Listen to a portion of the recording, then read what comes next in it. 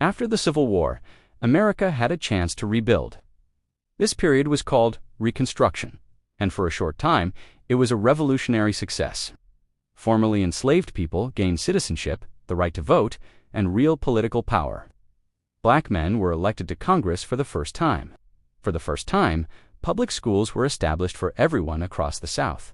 The Constitution was changed with the 13th, 14th, and 15th Amendments, promising freedom, equal protection under the law, and voting rights for all men regardless of race.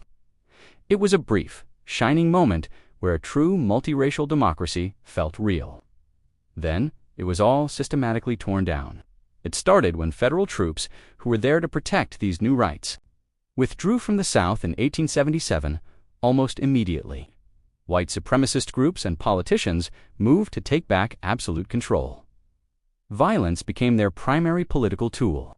Black voters were threatened, attacked, and even killed just for trying to cast a ballot.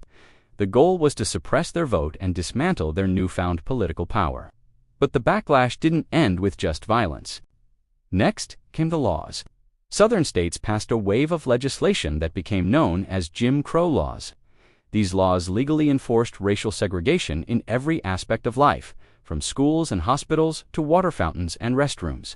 To specifically block black citizens from voting, they created poll taxes, literacy tests, and grandfather clauses. These weren't just hurdles, they were intentionally designed walls. For example, a literacy test might ask a black voter to interpret a complicated section of the state constitution, an impossible task for almost anyone, while a white voter would be asked something simple. The results were devastating. By the early 1900s, black voter registration in many southern states had plummeted to nearly zero. The political power they had gained was gone. What's often overlooked is that the Supreme Court gave this system its blessing. In 1896, the Plessy versus Ferguson decision established the doctrine of separate but equal, which legalized segregation and gave it federal approval for almost 60 years. Of course, separate was never equal. Think about the reversal. Reconstruction had built schools, elected new leaders, and expanded rights for millions. Jim Crow systematically destroyed it all. It would take nearly another century and the incredible courage of the civil rights movement in the 1950s and 60s to finally begin undoing the damage and reclaim the rights that had been lost. Reconstruction showed us what was possible.